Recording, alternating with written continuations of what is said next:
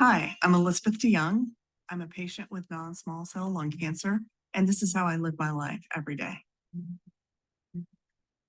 I tend to be an early riser, so I'm typically up between 6 and 6:30, have a cup of tea, and start planning what I'm going to have for breakfast so I can take my medication. My medication is a targeted therapy, and it is 6 pills that I take in the morning and in the evening. So the first thing I think about in the morning is what food I'm going to have to take with that.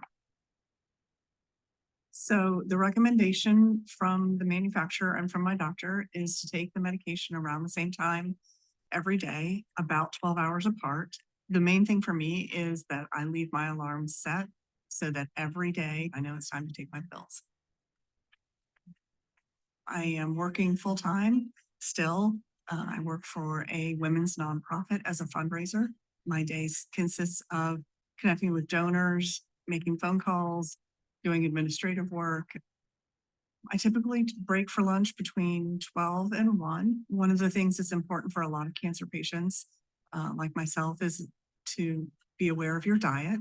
And one of the things that I try to focus on is a high protein lunch for two reasons. One is obviously the nutrients, but also making sure that I have fuel for the afternoon. A lot of cancer patients are prone to blood clots, which I have had. And so I have a blood thinner that I take.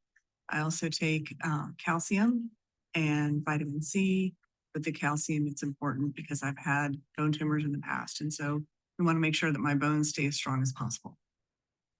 So when I break for lunch, I'm not just eating lunch, I'm also working on my work for advocacy of lung cancer research. So in terms of day-to-day advocacy, it can vary, but a lot of times it is reaching out in terms of sending emails to elected officials, making phone calls to their offices and asking for their support for current research funding or current bills related to lung cancer.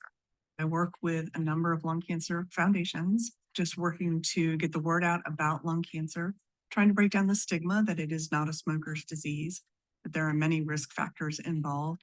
And the biggest factor is that anybody with lungs can get lung cancer. Lung cancer is more deadly than breast, colon, and ovarian cancer combined. And yet it is more underfunded than all three of those. I will be an advocate as long as I possibly can.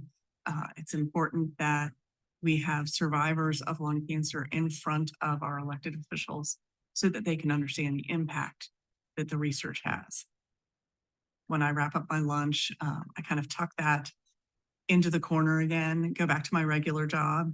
And then I know that in the evening, if there's anything left over, I can always pull it back out. So for me, a great end to my workday, even if I need to come back to my advocacy work, is taking a break and going for a walk.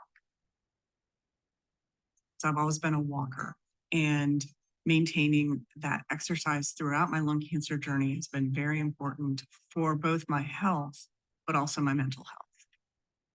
Walking for me is a huge de-stressor. It's not only an opportunity to clear my mind, but it's also, I listen to audiobooks.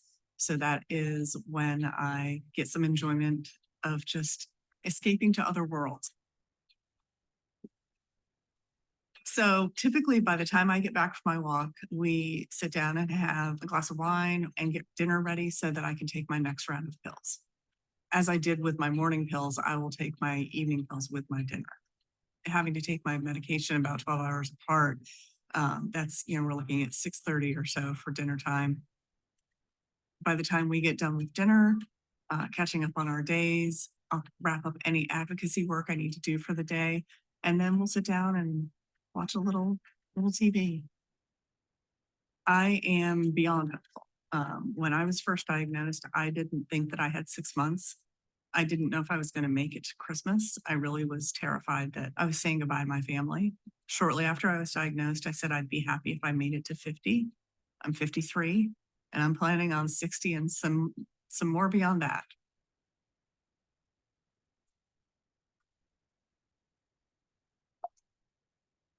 Having inoperable lung cancer can be stressful and scary. You might be feeling anxious, depressed, fearful, sad, or guilty.